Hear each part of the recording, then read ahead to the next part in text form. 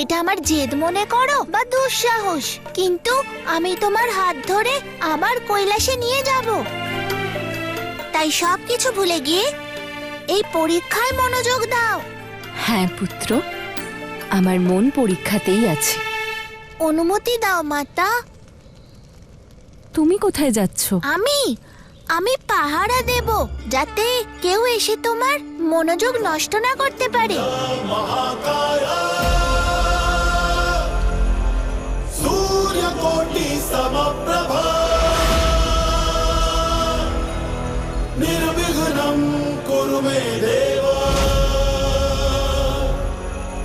सर्वकार्येषु सर्वदा।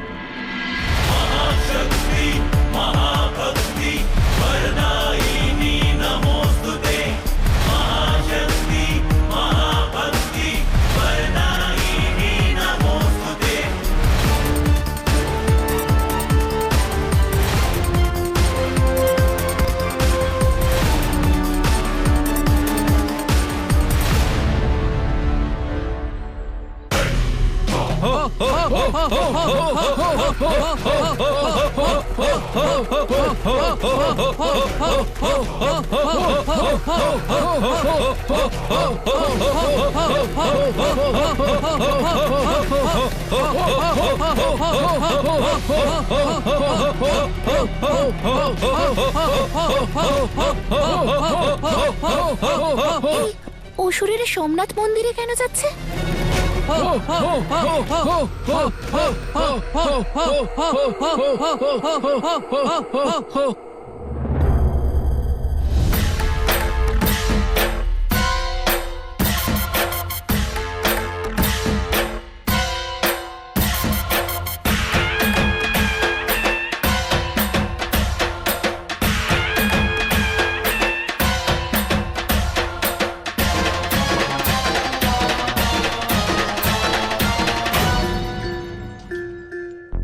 দাদা, এসব এসব কি হচ্ছে?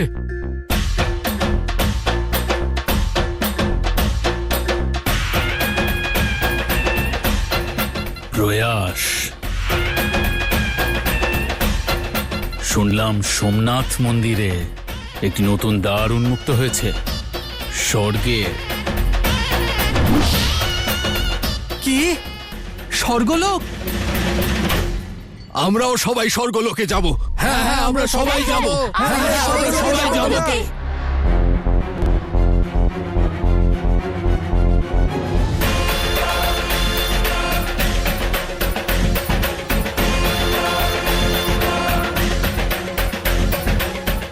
স্বর্গলোকের পথ খুলে গেছে।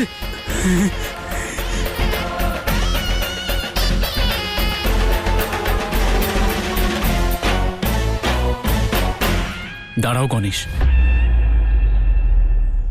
তুমি সোমনাথ যাচ্ছ তো ওই অসুরদের মন্দিরে প্রবেশ করা থেকে আটকাতে? যে বর পিতা প্রদান করেছেন তার প্রতিকার কেন খুঁজছো তুমি? মাতা অপরাধ বোধে ভুগছে দাদা। মাতার মনে হয় যে এই অনর্থ ওনার জন্যই হয়েছে। মাতা চান না যে স্বর্গে তারা প্রবেশ করুক যাদের ভাবনা মলিন, আর এই অনর্থের জন্য ওনাকে অপবাদ দেওয়া হোক। আর মাতার মনের সন্তোষ এই পুত্রের কাছে সব থেকে বড়। তুমি ভুলে গেলে গণেশ, গতবার কোনো কিছু না ভেবে যখন তুমি জেদ করেছিলে তখন পিতার ত্রিশূল তোমার প্রাণ হরণ করেছিল। সেই ঘটনা আবার ঘটাতে চাও?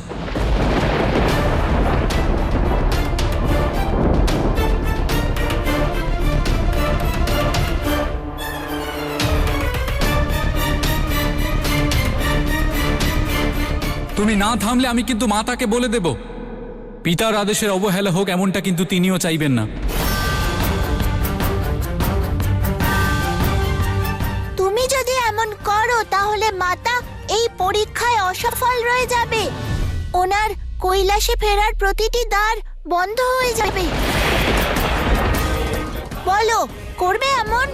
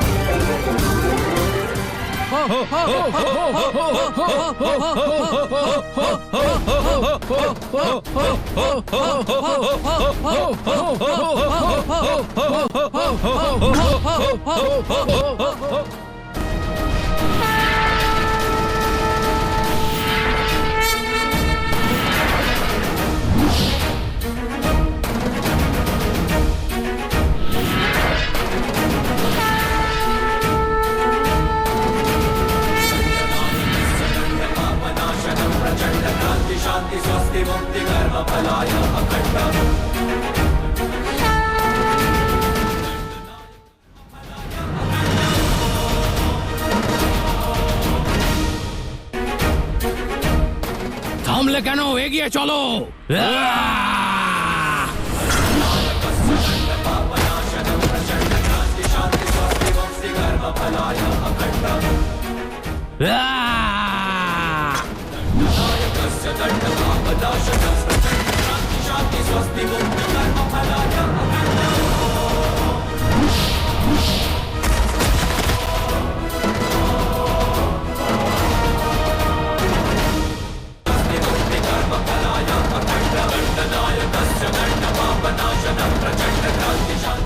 যতক্ষণ আমি এখানে দাঁড়িয়ে আছি কেউ ভিতরে প্রবেশ করতে পারবে না, আর যে প্রয়াস করবে তাকে আমার প্রকোপ সহ্য করতে হবে।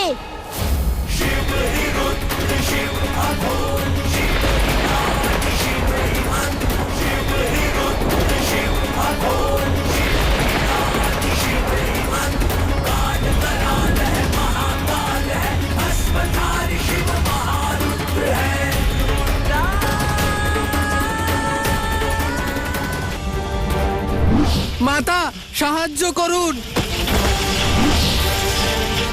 মাতা সাহায্য করুন। এভাবে হারতে পারবো না। এত কষ্ট করে যে অধিকার, যে সমানতা লাভ করার সুযোগ পেয়েছি সেটা হারাতে পারবো না। স্বর্গে আধিপত্য স্থাপন করতে হলে, ইন্দ্রাসন লাভ করতে হলে আমাদের লড়তে হবে। ওই গণেশ তার থেকেও অধিক শক্তিশালী তোমরা। যাও, বেঁধে ফেলো ওই বালককে আর অধিকার করো তোমাদের স্থান। যাও।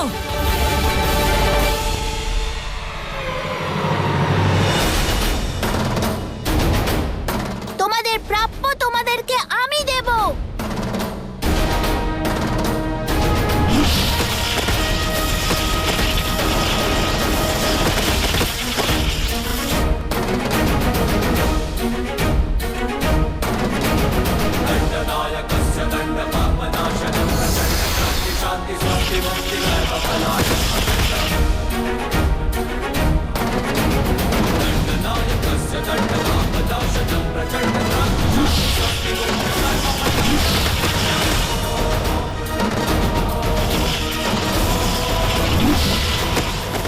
গণেশ এসেছেন, তবে কি মাতাও আসবেন?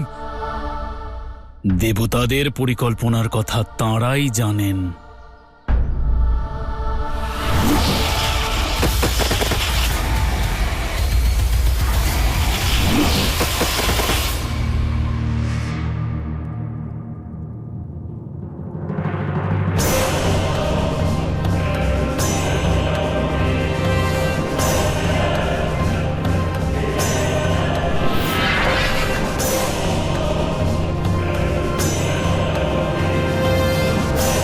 চললাম মাতা।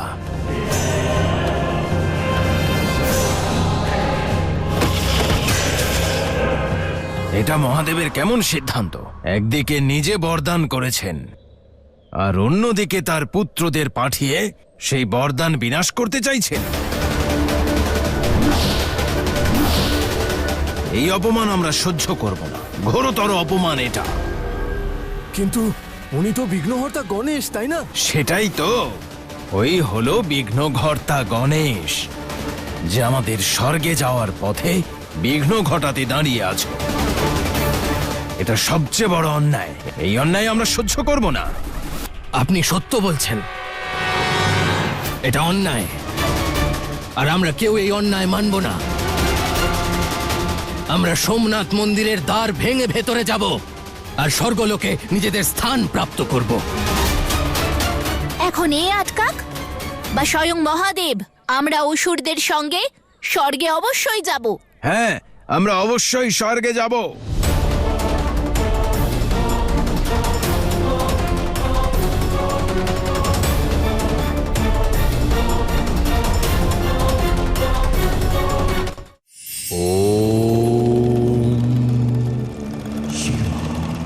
যে সর্বদা চুপ করে থাকে, সবকিছু সহ্য করতে থাকে, তাকে এই সংসার ভীতু বলে আখ্যা দেয়।